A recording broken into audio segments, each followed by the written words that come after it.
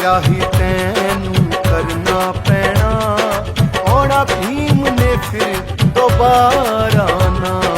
हम तेरा ही तैनू करना पैना, आना भीम ने फिर दोबारा ना। जेड़ा पल पल तेरी रखिया करे, वो संविधान बिना गुजारा ना। हम तेरा ही तैनू करना पैना, आना भीम ने फिर दोबारा ना। हम तेरा ही तैनू करना पैना, आना भीम ने फिर दोबारा ना।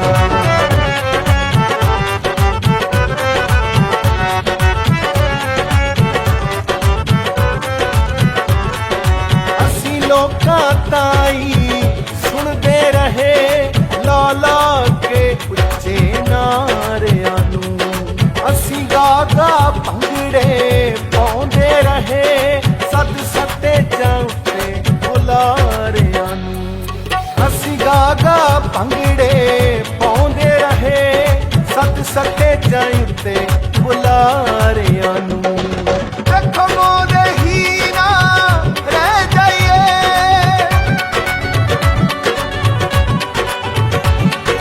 देखो मोरे ही ना रह जाइए, ये बिता जवाब करारा ना।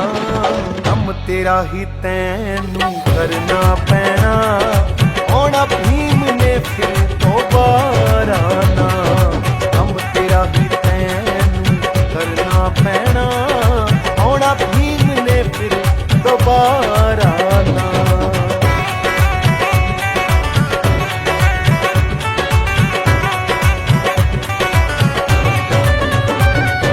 जद एक दूजे नू मिलदे हां, जै भीम असी बुलाउंदे हां। चावां नाल दिन नू मनाउंदे हां, माड़ा ते फुल चढ़ाउंदे हां। चावां नाल दिन नू मनाउंदे हां, माला ते फुल चढ़ाउंदे हां। सानू भीम राव ने समझाया,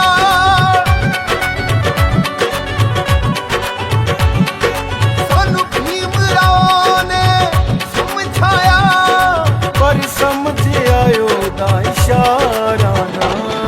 हम तेरा ही तैनू करना पैना, आना भीम ने फिर दोबारा ना। हम तेरा ही तैनू करना पैना, आना भीम ने फिर दोबारा ना।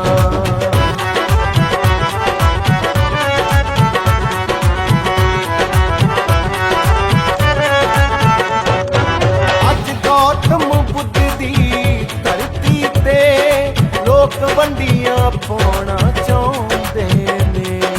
ये कसमां खां संविधान दियां, ओनू ही हटाउणा चाहुंदे ने। ये कसमां खां संविधान दियां, ओनू ही हटाउणा चाहुंदे ने।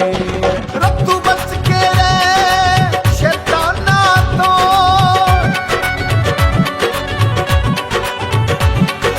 रत्तू बच के रह शैताना तो, पर देवन कोई कारा ना। हम तेरा ही तैनू करना पैना, आना भीम ने फिर दोबारा ना। हम तेरा ही तैनू करना पैना, आना भीम ने फिर दोबारा ना। आना भीम ने फिर दोबारा ना, आना भीम ने फिर दोबारा ना। ਲੋਟਸ ਟੀਵੀ ਦੇ ਸਾਰੇ ਦਰਸ਼ਕਾਂ ਨੂੰ ਇੱਕ ਦਫਾ ਫਿਰ ਨਮੋ ਬੁੱਧਾ, ਜੈ ਭੀਮ, ਜੈ ਭਾਰਤ, ਜੈ ਸੰਵਿਧਾਨ। ਪਿਆਰੇ ਦਰਸ਼ਕੋ, ਇਹ 2024 ਦਾ ਆਖਰੀ ਪ੍ਰੋਗਰਾਮ ਹੈ ਔਰ ਟੀਵੀ ਦੇ ਇਸ ਵਿਸ਼ੇਸ਼ ਪ੍ਰੋਗਰਾਮ ਵਿੱਚ ਤੁਹਾਡੇ ਸਾਰੇ ਦਰਸ਼ਕਾਂ ਦਾ ਸਵਾਗਤ ਹੈ। ਅੱਜ ਅਸੀਂ ਅਜਿਹੇ ਮੁੱਦੇ ਬਾਰੇ ਗੱਲ ਕਰਨ ਜਾ ਰਹੇ ਹਾਂ ਜੋ ਨਾ ਸਿਰਫ ਭਾਰਤ ਦੇ ਸਮਾਜਿਕ ਢਾਂਚੇ ਦੀ ਮਹੱਤਵਪੂਰਨ ਹੈ, ਸਗੋਂ ਸਾਰੇ ਸੰਵਿਧਾਨ ਅਤੇ ਲੋਕਤੰਤਰ ਅਤੇ ਸਾਡੇ ਮੌਲਿਕ ਅਧਿਕਾਰਾਂ ਲਈ ਵੀ ਬੇਹੱਦ ਸੰਵੇਦਨਸ਼ੀਲ ਹੈ। ਸਾਨੂੰ ਬਰਾਬਰ ਦਾ ਸੁਪਨਾ ਦੇਣ ਵਾਲੇ ਸੰਵਿਧਾਨ ਦੀ ਸੱਤਾ ਸੌਂਪਣ ਵਾਲੇ ਉਸੇ ਮਹਾਪੁਰਸ਼ ਦਾ ਬਾਰ-ਬਾਰ ਆਪਣਾ ਅਪਮਾਨ ਕਿਉਂ ਕੀਤਾ ਜਾਂਦਾ ਹੈ। ਅੱਜ ਅਸੀਂ ਇਸ ਵਿਚਾਰ ਚਰਚਾ ਵਿੱਚ ਇਹ ਜਾਣਨ ਦੀ ਕੋਸ਼ਿਸ਼ ਕਰਾਂਗੇ ਕਿ ਡਾਕਟਰ ਅੰਬੇਦਕਰ ਕਿਸੇ ਸਮਾਜ ਲਈ ਰੱਬ ਤੋਂ ਵੀ ਮਹਾਨ ਹਨ। ਜੇਕਰ ਅਜਿਹਾ ਹੈ ਤਾਂ ਫਿਰ ਉਹਨਾਂ ਨੂੰ ਬਾਰ-ਬਾਰ ਜਲੀਲ ਕਰਨ ਦੀ ਕੋਸ਼ਿਸ਼ ਕੌਣ ਅਤੇ ਕਿਉਂ ਕਰਦਾ ਹੈ? ਕੀ ਭਾਰਤ ਇੱਕ ਵਾਰ ਫਿਰ ਕੱਟੜਵਾਦ ਔਰ ਮਨੂਵਾਦੀ ਸਮ੍ਰਿਤੀ ਅਤੇ ਜਾਤੀ ਵਿਵਸਥਾ ਵੱਲ ਵੱਧ ਰਿਹਾ ਹੈ? ਕੀ ਜਾਤੀਵਾਦ ਅਤੇ ਸਮਾਜਿਕ ਅਸਮਾਨਤਾ ਨੂੰ ਮੁੜ ਸਥਾਪਿਤ ਕਰਨ ਦੀ ਕੋਈ ਸਾਜ਼ਿਸ਼ ਕੀਤੀ ਜਾ ਰਹੀ ਹੈ? ਸਾਡੇ ਪ੍ਰੋਗਰਾਮ ਦਾ ਉਦੇਸ਼ ਇਹਨਾਂ ਡੂੰਘੇ ਸਵਾਲਾਂ ਦੇ ਜਵਾਬ ਲੱਭਣਾ ਹੈ। ਅਸੀਂ ਸੰਵਿਧਾਨ ਅਤੇ ਜਮਹੂਰੀਅਤ ਦੇ ਰਾਖੇ ਬਾਬਾ ਸਾਹਿਬ ਡਾਕਟਰ ਭੀਮ ਰਾਓ ਅੰਬੇਦਕਰ ਦੇ ਵਿਚਾਰਾਂ ਦੀ ਮਹੱਤਤਾ ਅਤੇ ਸਮਝ ਬਾਰੇ ਚਰਚਾ ਕਰਾਂਗੇ।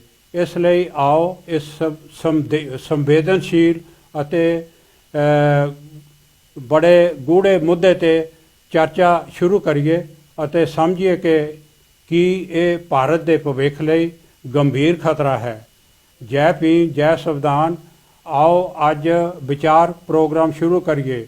ਅੱਜ ਮੇਰੇ ਸਾਥ ਪਿਆਰੇ ਦਰਸ਼ਕੋ ਸਾਡੇ ਬਹੁਤ ਹੀ ਸੂਝਵਾਨ, ਸਤਿਕਾਰਯੋਗ ਔਰ ਨੌਲੇਜ ਰੱਖਣ ਵਾਲੇ ਜਿਹੜੇ ਭਾਂਤੇ ਹੈਗੇ ਆ, ਉਹ ਅੱਜ ਭਾਂਤੇ ਸਾਡੇ ਨਾਲ ਤਮਾ ਨਾਗ ਜੀ ਹਨ।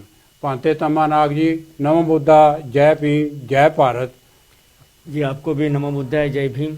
आप सभी को मेरी ओर से आने वाले नए साल की हार्दिक हार्दिक शुभकामनाएं, शौर्य दिन की शुभकामनाएं देता हूं। और लोटस टीवी के माध्यम से, डॉक्टर अंबेडकर मेमोरियल कमेटी के माध्यम से, वट प्रा महासंबुन बुद्धि विहार यूके के माध्यम से सभी यूके तथा यूरोप के दर्शकों को फिर से एक बार नमो बुद्धाय, जय भीम और हार्दिक हार्दिक शुभकामनाएं नए साल के लिए। थैंक यू भांते जी। भांते जी, सवाल पहला मैं ये पूछना चाहना, बड़ा भखदा मसला आ। भारत की पार्लीमेंट दे विच 2-3 दिन होए एक पांबड़ जिहा मचिया। ਜਿਹੜੇ ਹੋਮ ਮਿਨਿਸਟਰ ਹਨ ਆਤਮ ਸ਼ਾਹ, ਉਹਨਾਂ ਨੇ ਬਾਬਾ ਸਾਹਿਬ ਦੇ ਬਾਰੇ ਇੱਕ ਮਜ਼ਾਕ ਉਡਾਇਆ ਔਰ ਉਹਨਾਂ ਨੇ ਕਿਹਾ ਕਿ ਜੋ ਕੋਈ ਉੱਠਦਾ ਉਹ ਇਹ ਕਹਿੰਦਾ ਹੈ ਅੰਬੇਦਕਰ ਅੰਬੇਦਕਰ ਅੰਬੇਦਕਰ। ਪਾਰਲੀਮੈਂਟ ਦੇ ਵਿੱਚ ਇੱਕ ਉਹਨਾਂ ਦਾ ਮਜ਼ਾਕ ਉਡਾਇਆ ਔਰ ਨਾਲ ਹੀ ਉਹਨਾਂ ਨੇ ਕਿਹਾ ਕਿ ਅੰਬੇਦਕਰ ਅੰਬੇਦਕਰ ਜਿਹੜਾ ਤੁਸੀਂ ਜਪਦੇ ਆ, ਇਹਦੇ ਨਾਲੋਂ ਭਗਵਾਨ ਦਾ ਨਾਂ ਜਪਦੇ ਹੁੰਦੇ ਤਾਂ ਤੁਸੀਂ 7 ਵਾਰੀ ਸਵਰਗ ਦੇ ਵਿੱਚ ਚਲੇ ਜਾਣਾ ਸੀ ਔਰ ਮਰਨ ਦੇ ਜੰਮਣ ਦੇ ਚੱਕਰ 'ਚੋਂ ਤੁਸੀਂ ਆਜ਼ਾਦ ਹੋ ਜਾਣਾ ਸੀ। ਕੀ ਮੈਂ ਇਹ ਗੱਲ ਪੁੱਛਣੀ ਚਾਹੁੰਦਾ ਬੰਤੇ ਜੀ ਕਿ बाबा साहब भगवान से बढ़कर हैं या भगवान से कम है या उनका कोई मुकाबला नहीं है? सबसे पहले तो आपने जो सवाल किया कि अभी जो मेंबर ऑफ पार्लियामेंट में हाउस में जो बात हुई होम मिनिस्टर के माध्यम से कि अंबेडकर अंबेडकर अंबेडकर, ये 6-7 बार ये नाम लिया गया और उसके बाद में कहा गया कि इतने बार अगर आपने भगवान का नाम लिया होता तो शायद आप स्वर्ग में पहुंच जाते। अब ये बात डॉक्टर बाबा साहब अंबेडकर वर्सेस स्वर्ग की बात है। हाँ जी जी। अब स्वर्ग तो भारत की तमाम जो शोषित, पीड़ित, दलित, पददलित जनता जो थी वो तो एक समय हम तो वो भरोसा नहीं रखते स्वर्ग और नर्क का, लेकिन अगर कहे तो एक समय वो नर्क से भी बदतर जिंदगी जी रहे थे। जी जी। और डॉक्टर बाबा साहब आम्बेडकर उनके जीवन में एक ऐसी क्रांति की लौ लेके आए जो उन्हें समान अधिकार, समानता और उन्हें ये कहा कि आप जो नर्क से बदतर जिंदगी जी रहे हो जी। तो आप कुछ पशु नहीं हो, आप कुछ जानवर नहीं हो, आप इंसान हो। तो वो सोचिए कि उन लोगों को इंसान होने का एहसास अगर सबसे पहले किसी ने दिलाया तो वो डॉक्टर बाबा साहब आम्बेडकर ने दिलाया। और इसीलिए भारत के तमाम जो शोषित, पीड़ित, दबले कुचले लोग हैं उनके लिए उन्होंने भगवान को किस एंगल से देखा या नहीं देखा ये तो हम नहीं कह सकते, मगर ये जरूर कर सकते कि उनके जीवन में वाकई में अगर स्वर्ग की किसी ने स्थापना की तो स्वर्ग यानी क्या, तो अगर हम संवैधानिक तौर पे अगर स्वर्ग की डेफिनेशन करें या इसका अर्थ निकाले, स्वर्ग उसे कहते हैं जिसे इंसान समानता के साथ में जिए, यानी सम्मान के साथ में जिए। स्वर्ग उसे कहते हैं कि जिसे मानव होने के साथ सारे मानव अधिकार प्राप्त हो। स्वर्ग उसे कहते हैं जो मानवता के अंदर में छुआछूत का शिकार ना हुआ हो। स्वर्ग उसे कहते हैं कि उसे अपने इंसान होने का एहसास हो। और ये सारी चीजें अगर किसी ने दी तो डॉक्टर बाबा साहब आम्बेडकर ने दी। और आज जो गृह मंत्री ने उन्होंने जिस तरह से अपमानित किया या अपमानजनक शब्द उनके लिए यूज किए तो उनको हम 3 एंगल में देखते हैं। एक तो सबसे पहले मानवता की डिग्निटी, गरिमा। दूसरी बात हम देखते हैं कि मानवता के अधिकार, ह्यूमन राइट्स। और तीसरी बात अगर हम इसको एनालाइज करें तो सेंस ऑफ ह्यूमैनिटी। तो ये सोचने वाली बात है कि जब डॉक्टर बाबा साहब आम्बेडकर का जीवन वास्तविक अर्थ ये भारत के शोषित पीड़ित समाज को सम्मानजनक जीवन प्रदान करने का उनका एक उद्देश्य था। एंड उनकी गरिमा को जो प्रेम्बल में दिखा है उसमें भी लिखा है कि डिग्निटी, तो ये डिग्निटी काफी महत्वपूर्ण है। फिर हम बात करते हैं कि ह्यूमन राइट्स की, यानी फंडामेंटल राइट्स की। तो राइट्स, डॉक्टर बाबा साहब आम्बेडकर का मानना था कि उन्हें संविधान के जरिए भारतीय सभी नागरिकों को समानता, स्वतंत्रता और न्याय का अधिकार दिया है। और राजनीतिक लोकतंत्र तभी संभव है जब उसके साथ सामाजिक और आर्थिक लोकतंत्र जुड़ा हुआ है। अब ये जो सारी आजादी है ये डॉक्टर बाबा साहब आम्बेडकर के माध्यम से मिली। और सबसे बड़ी बात है कि डॉक्टर बाबा साहब आम्बेडकर ने, यानी उन्होंने सिखाया कि वो सिर झुकाकर नहीं बल्कि उन शोषित पीड़ित समाज को सिर उठाने का मौका दिया और सिर उठाकर जीने का सम्मान दिया। और इसलिए आज की भारत की जो अपर कास्ट सोसाइटी है वो ये नहीं चाहती कि अभी भी जो लोअर कास्ट सोसाइटी है वो सम्मान से जिए। और इसीलिए वो इस तरह से डॉक्टर बाबा साहब आम्बेडकर के प्रति, उनके विचारों के प्रति अपमानजनक शब्द समय समय पे उछालते रहते हैं, जो अभी आपको संसद में देखा गया। अब इसके ऊपर में मसला तो काफी हुआ जी। सारी राजनीतिक दलों ने, चाहे फिर अपोजिशन हो चाहे फिर वो अलायंस वाले दल हो, इन्होंने भी काफी रोड पे आए, आंदोलन किए, प्रोटेस्ट किया, है ना। लेकिन इनकी भी एक अपनी राजनीतिक भूमिका है जी। आज वास्तविक तौर पे डॉक्टर बाबा साहब आम्बेडकर, इनकी इमेज जो है जी, ये सिर्फ इमेज ये दीवारों पे हमको टांगते हुए मिल रही है, चाहे आज की रूलिंग पार्टी हो या अपोजिशन हो। डॉक्टर बाबा साहब आम्बेडकर, उसमें यह भी कहा गया कि हमने डॉक्टर बाबा साहब आम्बेडकर का सम्मान किया। आपने तो डॉक्टर बाबा साहब आम्बेडकर का इतना अपमान किया कि आपने डॉक्टर बाबा साहब आम्बेडकर को भारत रत्न भी तो 38 साल बाद दिया। ये भी उसमें बात छिड़ी गई।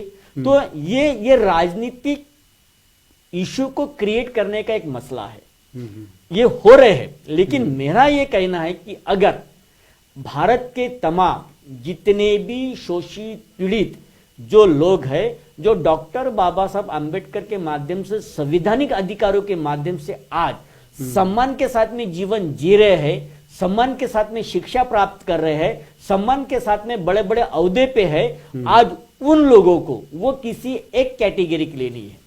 आज वो बात जो हो रही है वो विशेष एक दर्जे के लिए बात हो रही है कि डॉक्टर बाबा साहब आम्बेडकर ने जो बात छिड़ी है वो सिर्फ शेड्यूल ट्राइब के लिए बातचीत छिड़ी नहीं। डॉक्टर बाबा साहब आम्बेडकर ने कॉन्स्टिट्यूशन के माध्यम से सारे राइट्स यानी पूरे इंडिया के तमाम लोगों के लिए वो राइट्स पैदा किए हैं। आज अगर हम ये बात करें तो हमारे गृह मंत्री भी अगर आज गृह मंत्री बने तो उसके पीछे भी तो संविधान है।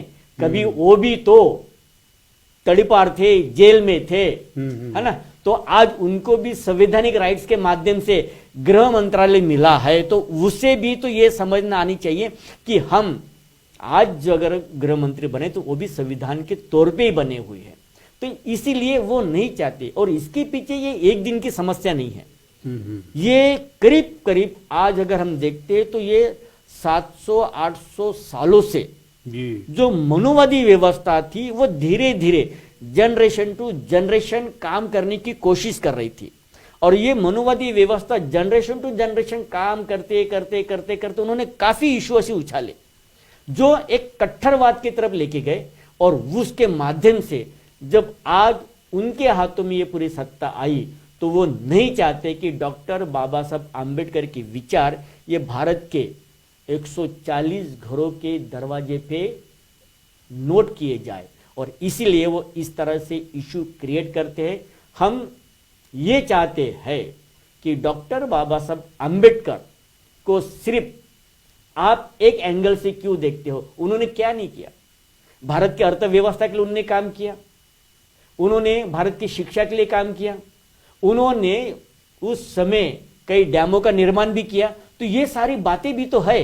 तो बाबा साहब आम्बेडकर सिर्फ एक विचार नहीं है, आज बाबा साहब आम्बेडकर जीवित ना रहते हुए भी आज वो जीवित है, समाज के बीच में जीवित है, विचारों के साथ में जीवित है, संवैधानिक विचारों के साथ में जीवित है, उनके आंदोलन के साथ में जीवित है। तो इससे किसी भी समाज की भावनाओं को ठेस ना पहुंचाए, इस तरह का वक्तव्य अगर मेंबर ऑफ पार्लियामेंट में होता है तो फिर ये आगे के लिए सोचने के लिए मजबूर करता है कि आने वाला समय एक किस तरह से हम देख सकते हैं।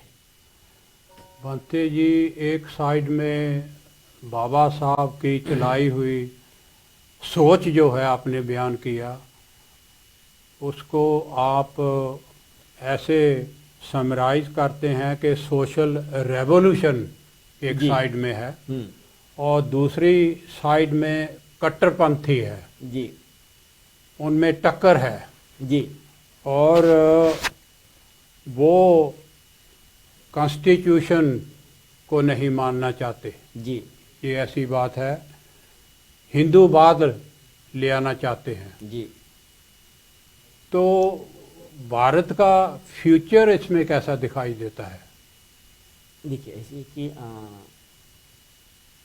भारत का जो फ्यूचर आज अगर हम देखते हैं तो ये भारत की जनता के ऊपर में निर्भर करता है। बेशक आज चंद मुट्ठी भर लोग भारत के जनता के ऊपर में अपनी हुकूमत कर रहे होंगे विचारों के माध्यम से या फिर राजनीति के माध्यम से, मगर डॉक्टर बाबा साहब आम्बेडकर का एक सेंटेंस था, गुलामों को उनकी गुलामी का एहसास करा दो।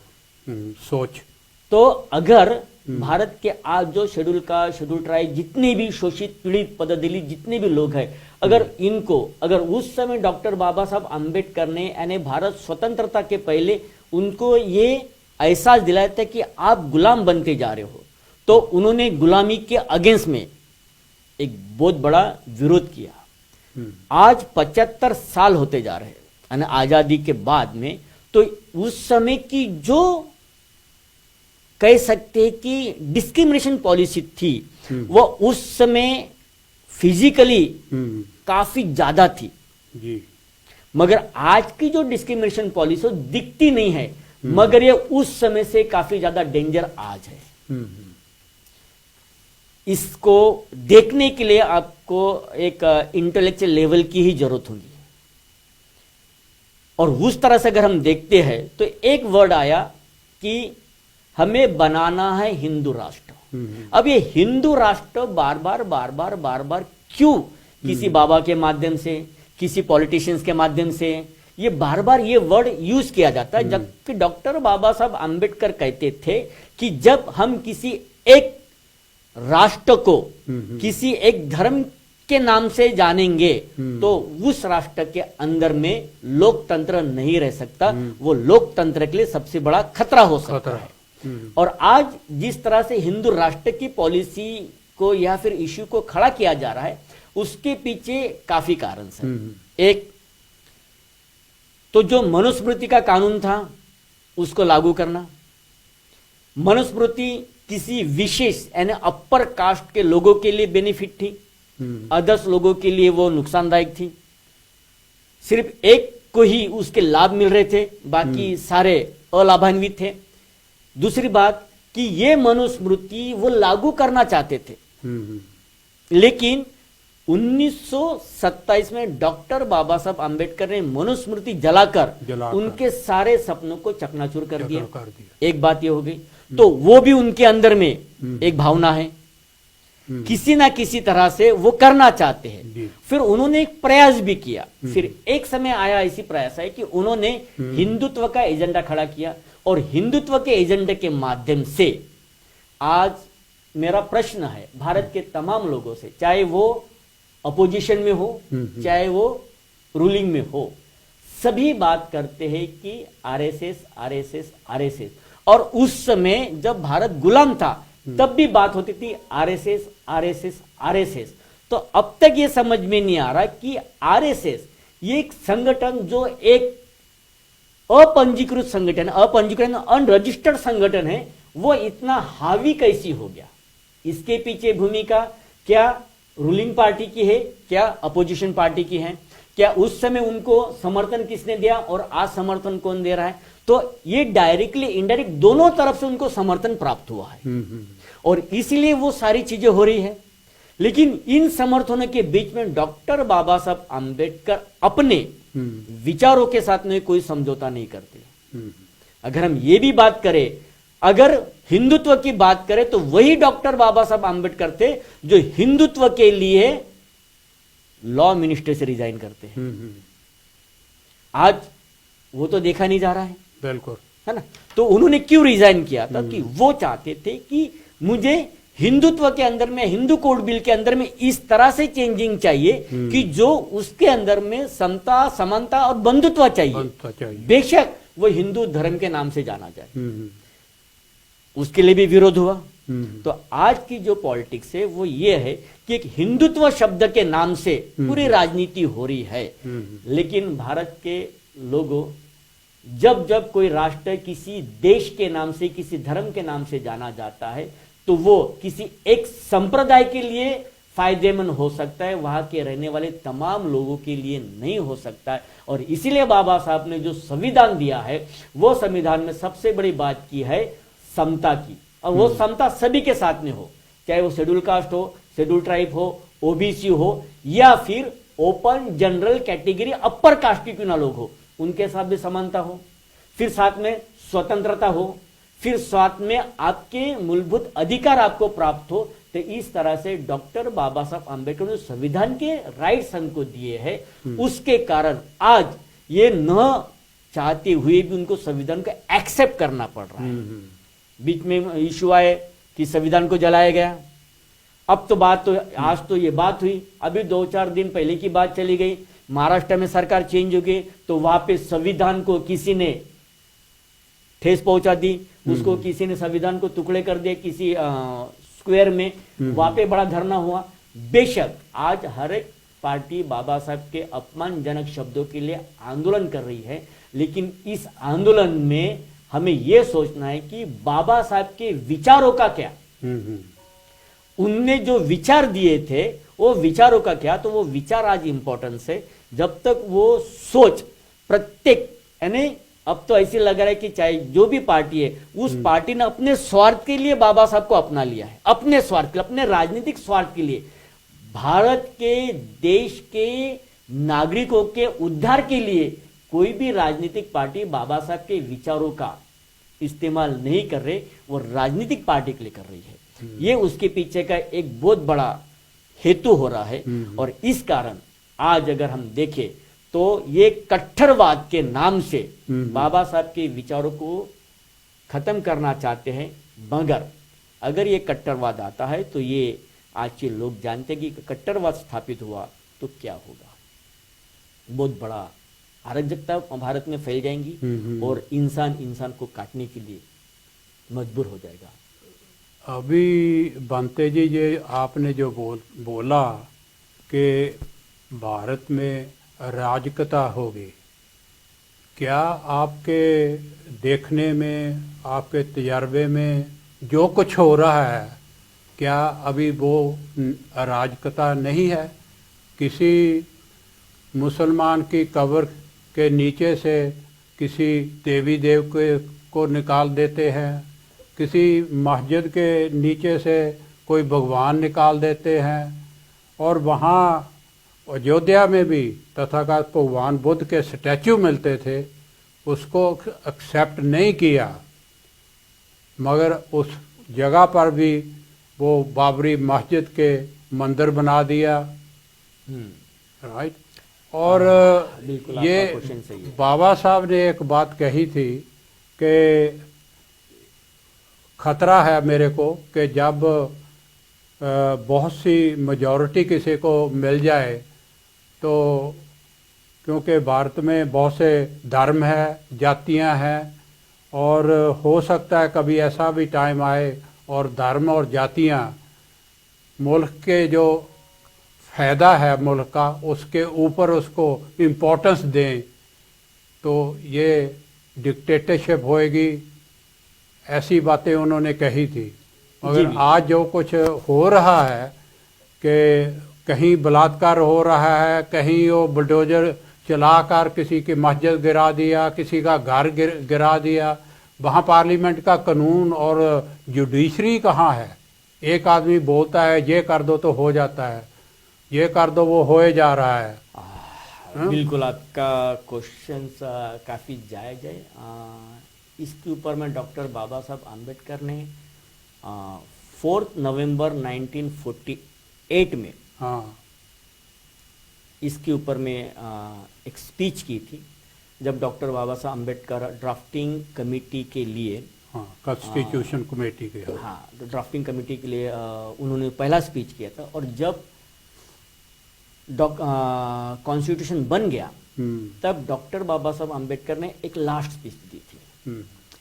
और वो लास्ट स्पीच में डॉक्टर बाबा साहब आम्बेडकर ने कुछ अपनी अंदर की चिंताएं, यानी उनका जो जिसे कह सकते कि फीवर इन माय माइंड, सोच जो थी उनकी, 100 साल आगे की जो सोच थी, वो 100 साल आगे की सोच उन्होंने उस समय रखी। और उन्होंने एक बात कही थी कि कभी भी अगर जब राजनीतिक पार्टी अगर कोई किसी भी विचारधारा की हो, हम ये बात नहीं करेंगे कि वो साम्यवाद विचारधारा की हो, कि वो धार्मिक विचारधारा की हो, कि या फिर वो कम्युनिज्म विचारधारा की हो, या कम्युनिस्ट विचारधारा की हो, है ना, या कॉन्स्टिट्यूशन विचारधारा की। लेकिन डॉक्टर बाबा साहब आम्बेडकर ये कहते हैं कि जब कोई भी पार्टी किसी धर्म के नाम से विचारधारा प्रेरित करती है और वो मेजॉरिटी में आती है, जब वो मेजॉरिटी में आती है तो ये समझ लेना कि वो धीरे धीरे भारत के अंदर में डिक्टेटरशिप स्थापित करने जा रही है। और आज हम वो देख रहे हैं। लास्ट 2014 से लेके तो 2024 तक वही चीज हो रही है। और उस चीज के लिए हमें सोचना पड़ेगा कि हमें क्या करना है। जब तक हम इस चीज को नहीं समझते तब तक हम आगे नहीं बढ़ सकते। तो ये डिक्टेटरशिप है। तो बाबा आज मेजॉरिटी है, और आज उनके पास मेजॉरिटी होने के बाद देखिए, एक समय ऐसी था कि भारत के पास में अपोजिशन लीडर नहीं था। ये बहुत बड़ी बात थी। आज भी वही स्थिति है। तो ये जो सारी स्थिति है, वो सारी स्थिति जब ये सारे मेजॉरिटी में आने के कारण बन चुकी है, और इसके लिए आज भारत के तमाम लोग अभी ये सोचे कि ये जो डिक्टेटरशिप है ये अराजकता ही कारण है और बन चुका है। आप देखो, आपने सवाल किया था कि मस्जिद के नीचे मंदिर आ रहे हैं। सर, मस्जिद के नीचे मंदिर आ रहे हैं, ये तो सारे बनावटी है। अगर हम आर्कोलॉजी डिपार्टमेंट के माध्यम से अगर हम सारा भारत को सर्वे करें, तो आज जो हिंदुत्ववाद की जो बात हो रही है, वो हिंदुत्ववाद को मुसलमान से खतरा कम है, लेकिन उनको बाबा साहब द्वारा जो बुद्धिज्म को पुनर्जीर्णोद्धार किया गया भारत में, वो उनको उनसे ज्यादा डर है। और ये मुस्लिम लोगों का नाम लेके भारत के बौद्धों को निशाना बनाने का काम कर रहे हैं। आपने सांकेत नगरी की बात की, तो क्या उनके पास में राइट्स नहीं है? क्या भारत का आर्कोलॉजी डिपार्टमेंट, उसकी जब केस चली तो भारत के आर्कोलॉजी डिपार्टमेंट ने ये बिल्कुल क्लियर कर दिया था कि ये तो बुद्धिस्ट धरोहर है, वहां पे बुद्धा के स्तूप मिले हैं, वहां पे बुद्धा के अवशेष मिले हैं। तो वहां के एक महंत ने कहा था, तो इतने साल बौद्ध लोग कहां सोए थे, उनके एक महंत ने कहा था। और फिर वो जो रिजल्ट गया है, देखिए, जब कोई एक ऑर्गेनाइजेशन या फिर एक राजनीतिक पार्टी मेजॉरिटी के साथ में आती है और वहां पे यानी व्यक्तिगत पूजा होती है, यहाँ पे डॉक्टर बाबा साहब आम्बेडकर ने ये भी कहा था कि उस बीच में अगर कोई जनक पूजा होती है, वो जनक पूजा लोकतंत्र के लिए खतरा होती है। तो आज हमारे पास में जनक पूजा हो रही है। तो वो जनक पूजा जो हो रही है, तो उस समय डॉक्टर बाबा साहब आम्बेडकर ये कहते हैं कि ये जनक पूजा आने वाले समय में भारत में डिक्टेटरशिप पैदा कर सकती है। और वो भारत की जो सरकारी संगठन है, जो संस्था है, तो आज जैसे ईडी है, सीबीआई है या फिर ज्यूडिशरी है, इसको भी वो अपने अंडर करके भारत के तमाम संवैधानिक अधिकारों को समाप्त कर सकती है। ये डॉक्टर बाबा साहब आम्बेडकर ने आज से 75 वर्ष पूर्व कहा, जब संविधान सौंपने का समय आया था। अभी भी हो रहा है, अभी वही हो रहा है। तो डॉक्टर बाबा साहब आम्बेडकर को सिर्फ भावनिकता के तौर पे आप ना अपनाएं। मैं भारत के तमाम लोगों को अपील करूंगा, बेशक अमित शाह के माध्यम से डॉक्टर बाबा साहब आम्बेडकर के लिए शब्दों का अपमानजनक इस्तेमाल किया गया है, मगर आप अपने दिलो दिमाग में डाल दो, अगर डॉक्टर बाबा साहब आम्बेडकर के विचारों के साथ में, उनके संवैधानिक विचारों के साथ में अगर आप आंदोलन पूरे भारत में करोगे, तो निश्चित तौर पे आने वाले समय में आपको सत्ता परिवर्तन दिखेगा। मगर अब बाबा साहब को स्टैचू के माध्यम से, तस्वीर के माध्यम से, किसी पुल, किसी नगर को नाम देने के माध्यम से आप बाबा साहब के जय जयकार करोगे, तो जो मनुवादी विचार है वो बाबा साहब को एक दिन भावनिक तौर पर आपके दिलो दिमाग में ईश्वरवाद के समान छाप छोड़ देंगे, और आपको आजीवन आपके साथ में गुलामी, जातिवाद, छुआछूत फिर से आपके साथ में चालू कर देंगे। तो बाबा साहब को वैचारिक तौर पे समझिए, बाबा साहब को अगर आप भावनिक तौर पे मत लीजिए। और यही चीज आज भारत में हमको देखी जा रही है, और इसे हम जान सकते, समझ सकते हैं। थैंक यू बांते जी। इसके आगे बांते जी मैं पूछना चाहता हूँ कि भारत में जेकर देखा जाए तो बहुत सी ऐसी बातें हैं जो हमको ये सोचने पर मजबूर कर देती हैं कि भारत में एक किस्म का गृह युद्ध अभी छिड़ा हुआ है, चल रहा है। विचारों की लड़ाई और कानून और डिसऑर्डर की लड़ाई, लॉ एंड ऑर्डर की लड़ाई, वो भी चल रही है। और दो मेन पार्टीज में बहुत लड़ाई चल रही है, मगर उसमें कोई विचारों की लड़ाई नहीं है। सेंटर में बाबा साहब को कोई इधर को खींचता, कोई इधर को खींचता है। आपने बोला है, बताया है कि पॉलिटिसाइज कर रहे हैं, बाबा साहब का नाम लेकर अपनी कुर्सी वो काम कर रहे हैं। मगर इस सारी खिंचोतान में जो अपने अनुसूचित जाति के एमपी हैं, अपर हाउस में भी हैं, 84 हैं, तो वो क्या करते हैं, उनका क्या रोल है?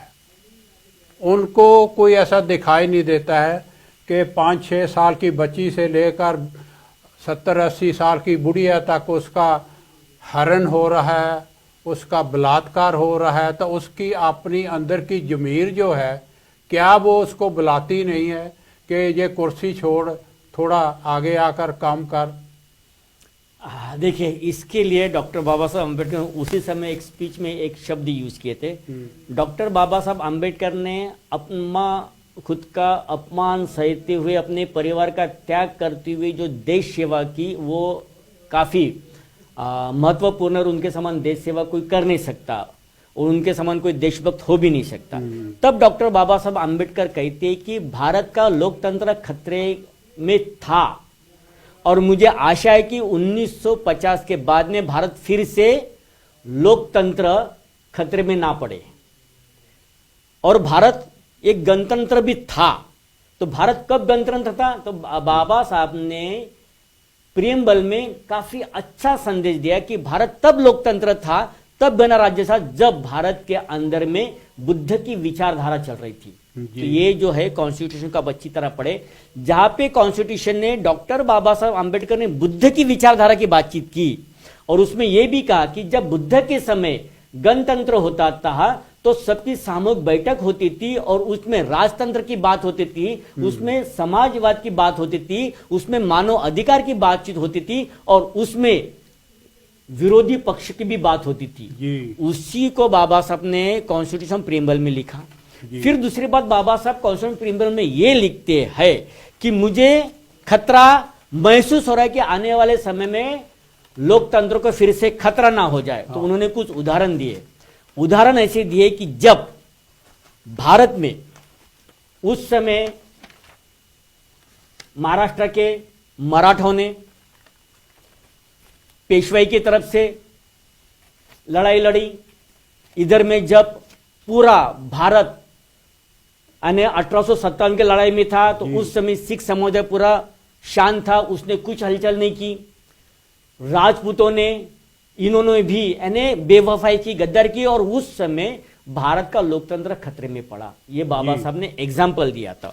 और फिर दूसरा एग्जाम्पल डॉक्टर बाबा साहब आम्बेडकर ने जॉन स्टुअर्ट का दिया। तो जॉन स्टुअर्ट की जो चेतावनी है वो आज के दिन में काफी महत्वपूर्ण है। तो जिसमें कहा कि अपनी स्वतंत्रता को किसी भी महान व्यक्ति के चरणों में ना रखे और ना ही उसे इतनी शक्ति सौंपे कि वो संस्थाओं को नष्ट करे और ना नष्ट कर सके। महान व्यक्तियों की सेवा के प्रति आदर भाव हो, ये उचित है, लेकिन आदर भाव की भी सीमाएं है। ये जॉन स्टुअर्ट का उदाहरण डॉक्टर बाबा साहब आम्बेडकर ने दिया। तो आज वही चीज हो रही है कि सारे भारत के लोगों ने हिंदूवाद के नाम से अपनी सारी स्वतंत्रता एक व्यक्ति के चरणों में निछावर कर दी। समय आएगा कि ये किसी एक व्यक्ति की जनक पूजा सभी के लिए अराजकता और असम्मानजनक साबित हो सकती है। तो आज की परिस्थिति में जो आपने कहा कि ये जो 84 जो मेंबर ऑफ पार्लियामेंट जो चुन के गए हुए हैं, तो ये अपने अपने सत्ता के लालच में, क्योंकि इन्हें अपनी सत्ता, अपनी खुर्ची बचानी, इन्हें समाज से कोई मतलब नहीं है। लेकिन ये भूल गए कि आज 84 यानी 84 मेंबर ऑफ पार्लियामेंट जो भारत में चुने गए, वो आप किसी मनुस्मृति के माध्यम से तो नहीं, आप जो चुने गए वो जो डॉक्टर बाबा साहब आम्बेडकर ने कॉन्स्टिट्यूशन राइट दिए, आपको रिजर्वेशन सीट दी, उसके माध्यम से आप उस चेयर में बैठे हो। तो आज अगर आप संविधान के माध्यम से या फिर डॉक्टर बाबा साहब आम्बेडकर के बारे में इस तरह से टिप्पणी कॉन्स्टिट्यूशन हाउस में ही होती है या फिर मेंबर ऑफ पार्लियामेंट में होती है, तो आप शांत क्यों हो, आप चुप क्यों है? तो इस पे डॉक्टर बाबा साहब आम्बेडकर का और एक शब्द आता है, वो कहते हैं कि किसी इंसान के माध्यम से अगर आपको लड़ाई जीतना है तो उसको 3 कैटेगरी के अंदर में ट्रैप करो। एक उसे इकोनॉमिकल, दूसरा उसको कैरेक्टर और तीसरा उसको करप्ट कर दो।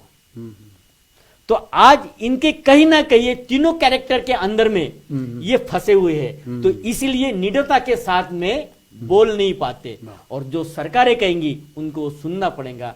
तो जैसी जॉन स्टुअर्ट ने कहा कि संस्थाओं को नष्ट कर सकते हैं, तो आज संस्था नष्ट हो रही है, जुडिशरी नष्ट हो रही है, ईडी के माध्यम से, जुडिशरी के माध्यम से, इनकम टैक्स के माध्यम से, सीबीआई के माध्यम से। ये सारी संस्थाएं एक व्यक्तिगत पर्सन के हाथों में है और वो चाहकर भी भारत के तमाम लोग कुछ नहीं कर सकते हैं। मगर ऐसी नहीं, जिस दिन ये सभी को समझ में आ जाएगा उस दिन बहुत बड़ा एक फिर से आंदोलन खड़ा होगा और तब ये भी बच ही नहीं पाएंगे। थैंक यू बांते जी। थोड़ा अनाउंसमेंट है जी बिल्कुल।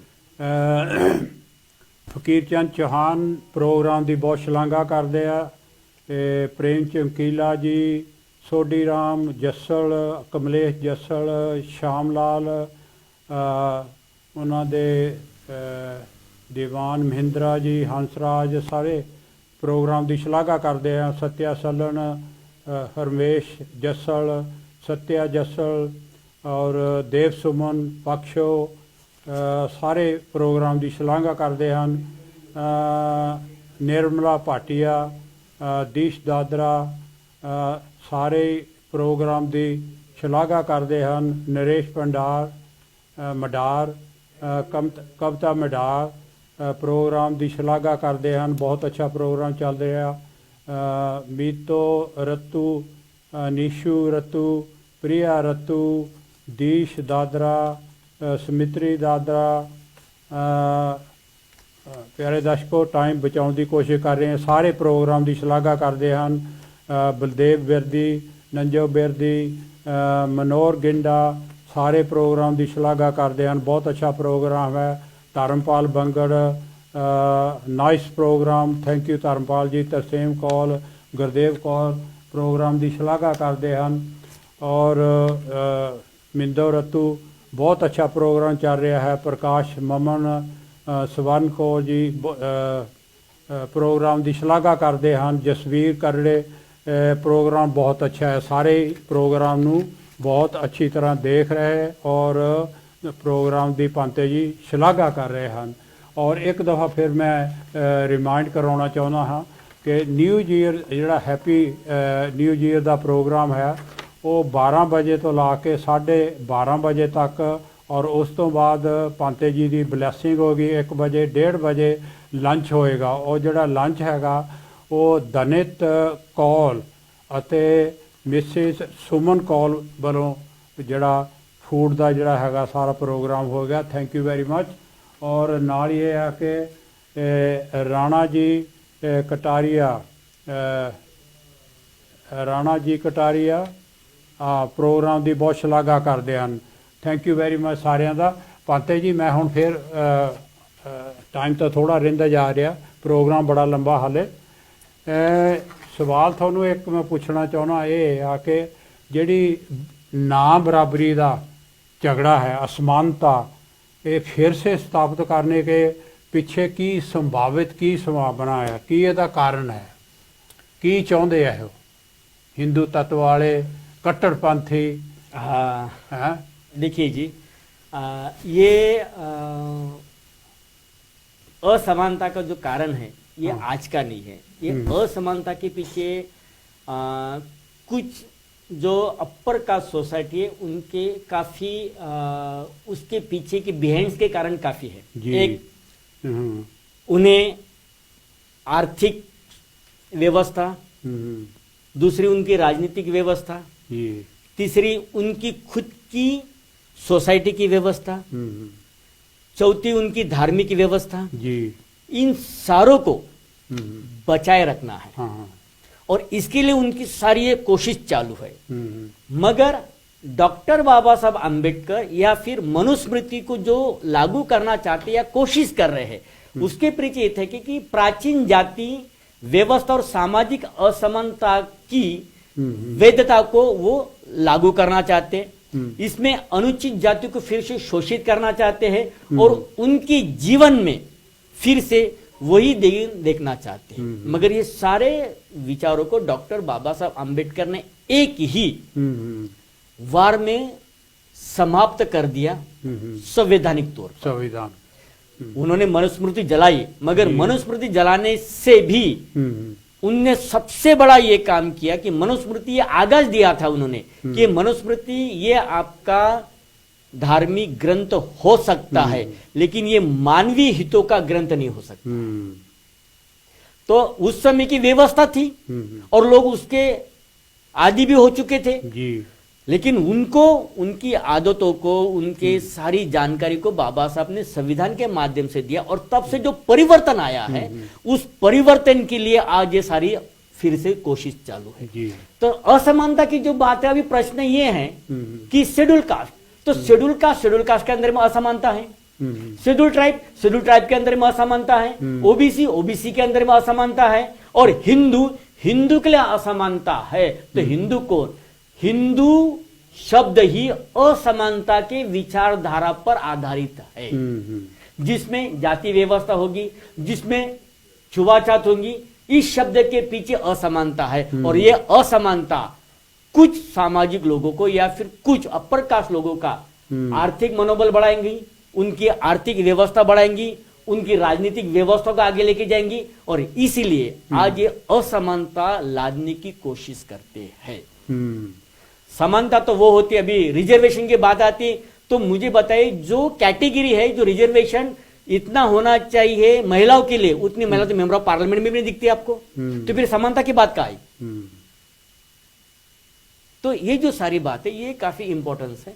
तो ये असमानता तो थोपी जा रही है और इसको वैचारिक तौर पे थोपा जा रहा है, कोई फोर्स नहीं कर रहा है, बड़े प्यार से आपको ये वैचारिक व्यवस्था दी जा रही है। पंडित जी दो तीन नाम जल्दी कह के फिर मुल्ख राज बदन जी, ਭਾਰਤ ਰਤਨ ਬਾਬਾ ਸਾਹਿਬ ਜੀ ਦੇ ਜੀਂਦੇ ਜੀ ਰਹਿ, ਮਿੰਦੋ ਰਤੂ thank you, Hari Ram Chawla London ਤੋਂ ਟੈਲੀਫੋਨ ਕਰਦੇ ਆ, ਬਹੁਤ ਚੰਗਾ ਪ੍ਰੋਗਰਾਮ ਹੈ। ਰਾਣਾ ਜੀ कटार भी, हाँ जी, बहुत अच्छा प्रोग्राम है, थैंक यू बनते जी। और टाइम है नहीं, carry on for you too. तो पांते जी टाइम भी तकरीबन ख़त्म हो चला और कहते यूट्यूब पे चला जाएगा। और ये जो असमानता है, इनइक्वालिटी है, ਇਹਦੇ आसार किहो जाए, भारत का फ्यूचर किहो जाए दे विच? असमानता के पीछे तीन मुख्य कारण है, चार मुख्य कारण। एक, बाबा साहब के विचारों को कमजोर करना जी। दूसरा, सामाजिक असमानता को बनाए रखना। चौथा, उनके बाबा साहब के जो वैचारिक अनुयायी है उनके आत्मविश्वास को कमजोर करना। और चौथा मुख्य कारण है सामाजिक न्याय और लोकतंत्र के लड़ाई धीरे धीरे कमजोर करना। तो ये चार मुद्दे हमको अगर समझ में आ जाए तो हम आगे बढ़ सकते हैं। लेकिन बात ऐसी है कि हम बाबा साहब को आज भी भावनिक तौर पे ही थोड़ा सा समय, तो मैं एक बात कह दूं कि लोगों को हम महाराष्ट्र में देखते हैं कि एक यानी ट्रेडिशनली एक प्रथा थी जिसे कहा जाता है कि जोगवन कहा जाता है, यानी वो जो मनुस्मृति का एक पार्ट है। तो अगर कोई सुंदर स्त्री है ना, तो उसे छोड़ दिया जाता है, जी। उसके साथ में कोई शादी नहीं करेगा, वो भगवान की भक्त होती है और भगवान के जो पुजारी होती है उनके दासी होती है। तो उसका शारीरिक मानसिक जो भी शोषण होना, तो उसको बाद में फिर एक टोकरी दी जाती है और टोकरी में एक भगवान रखा जाता है और वो घर घर जाके पैसे मांगती है या फिर अपना पालन पोषण करती है। आज उसी तरह से सारे राजनीतिक पार्टियों ने एक काम किया है, डॉक्टर बाबा साहब आम्बेडकर की एक टोकरी बनाई है और उससे ऊपर रख दिया है और हर पॉलिटिशियन समाज के बीच में जा रहा है और उन्हें भावनिकता के साथ में, आप अगर हमारे साथ जुड़ते हो तो हम डॉक्टर बाबा साहब आम्बेडकर का स्टैचू देंगे, अगर आप हमारे साथ जुड़ते हो तो हम आपके नगर को, आपके एरिया को हम ये नाम दे देंगे। अब तो ये खत्म करो। अब डॉक्टर बाबा साहब आम्बेडकर के अनुयायी पूरे भारत के जितने भी है वो ये डिमांड करे कि अब हमें डॉक्टर बाबा साहब आम्बेडकर का स्टैचू तो चाहिए, साथ में हमें डॉक्टर बाबा साहब आम्बेडकर के सिद्धांत के साथ हमें एजुकेशन इंस्टीट्यूट चाहिए जो खास तौर पे शोषित पीड़ित समाज के लिए हो, और उनके फ्री में शिक्षा चाहिए ताकि और हम आगे बढ़ सके। आज इन्होंने टोटल एजुकेशन को प्राइवेटाइजेशन कर दिया है, तो जिनके पास पैसा नहीं है उनके बच्चे कहाँ पढ़ेंगे। तो इनकी जो आरएसएस या मनोवादी की जो पॉलिसी है ये 15 साल पहले चालू हो गई। 10 साल में ये घोषित करेंगे कि after 10 year RSS declare we are economically Shudra again. तो इकोनॉमिकली शुद्र अगर हम जाते हैं, तो अगर हम आर्थिक शुद्र बन जाते हैं तो हम शिक्षा नहीं ले पाएंगे, हम सर उठा के जी नहीं पाएंगे, हम अपनी आवाज बुलंद नहीं कर पाएंगे। तो ये सारी चीजें उसमें आ जाती है, और इसलिए ये सारी व्यवस्था बनाई जा रही है। और इस व्यवस्था को जानना है तो सबसे पहले हमें बाबा साहब के विचारों को ही समझना पड़ेगा। भावनिकता के आधार पर हमें आंदोलन नहीं लड़ना है। और जितने भी जो आम्बेडकर राजनीतिक दल है उनसे तो मेरी एज ए भिक्षु करके ये अपील रहेगी कि कम से कम अब तो इकट्ठा आ जाओ और बाबा साहब के विचारों की विरासत को संभाल लो। अपने गले शिकवे जितने भी है वो भूल जाओ। आने वाला 2025 साल एक बाबा साहब की नई वैचारिक क्रांति के साथ में शोषित पीड़ित समाज के लिए एक ऐसी व्यवस्था परिवर्तित करे कि ताकि या कि मनोवादी व्यवस्था ला कोशिश करने के बाद भी आपके ऊपर में हावी ना हो सके, क्योंकि एकता में ही परिवर्तन है। अगर हम बंटते रहेंगे तो फिर हम परिवर्तन नहीं लाएंगे। तो बटो मत, बंटने से बचो और ना ही लालच में आओ। सत्ता आपको आज 5 साल के लिए मिलेंगी, लेकिन आगे चल के वो भी सत्ता फिनिश हो जाएंगी। मगर अगर बाबा साहब की विरासत रही, उनके विचार आपके साथ में जिंदगी भर रहे, तो आप सत्ता ला सकते हो, खोकर भी ला सकते हो।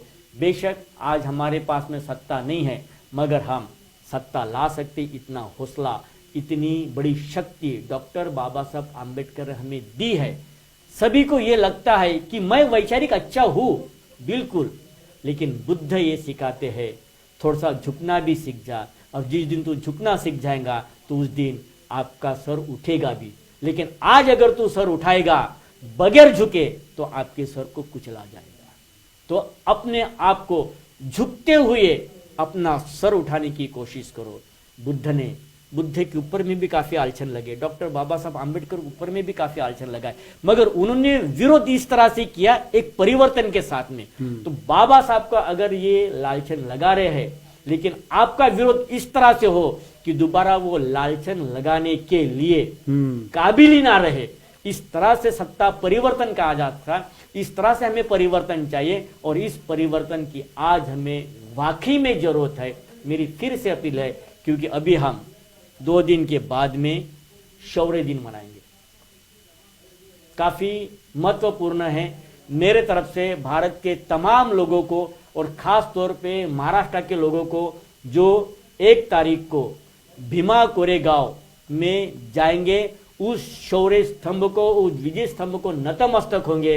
लेकिन आपको ये बताना चाहता हूं कि जब 2018 में 200 वर्ष पूरे हुए थे उस गाथा को, तब वहां पे बहुत बड़े दंगे भड़के थे, और हमारे आज भी 50 परिवार जेल के चक्कर काट रहे, कोर्ट कचहरी काट रहे हैं। उसके बाद में अभी जस्ट हमें वो भी नहीं भूलना चाहिए कि हमारे साथ में खेरलान जी भी हुआ है, हमारे साथ में परभनी का कांड भी हुआ है, और हम लाखों तादाद में सड़क में आ जाते हैं, आंदोलन के लिए खड़े हो जाते हैं। लेकिन इस आंदोलन से हम अपनी शक्ति प्रदर्शन तो करते हैं, मगर इस शक्ति प्रदर्शन को अब आप वैचारिक तौर पे सत्ता परिवर्तन की ओर बढ़िए। सत्ता परिवर्तन के लिए अगर हम सत्ता परिवर्तन की ओर बढ़ते हैं तो निश्चित तौर पे दोबारा ऐसी स्थिति पैदा नहीं होगी, और वो आज की मनोवादी व्यवस्था नहीं चाहती है कि आप सत्ता परिवर्तन के उस सिंहासन पे बैठे। और इसीलिए सारी चीजें हो रही है। कोई हमको प्यार से गले लगा रहा है, मगर उसके प्यार के अंदर भी हमारे लिए छल कपट होता है। कोई हमें डरा के गले लगाने की कोशिश कर रहा है, तो उसके डराने भी हमारा ही नुकसान है। मगर हम निडरता के साथ में जिए, जो डॉक्टर बाबा साहब आम्बेडकर जिए, निडरता के साथ में जिए। उन्होंने परिवर्तन करके दिखाया। महात्मा फुले, इन्होंने परिवर्तन करके दिखाया। पेरियार, इन्होंने परिवर्तन करके दिखाया। इन सारे रिफॉर्मर का हमारे पास में आदर्श है, तो उस आदर्श को हम सिर्फ किताबों में मत देखो, किताबों में मत देखो, और किताबों में अगर ढूंढते रहोगे तो किताबों में आपको सिर्फ नॉलेज मिलेगा। अंदर से वो चिंगारी को जगाओ। आंदोलन अंदर से जगता है, चिंगारी आपके विचारों से जगती है, तो विचारों में चिंगारी जगाइए और एक नया परिवर्तन लाने की कोशिश करें। तो मैं आपको यही कहूँगा कि नए साल के लिए हम सब अपने सारे गिले शिकवे भूलकर,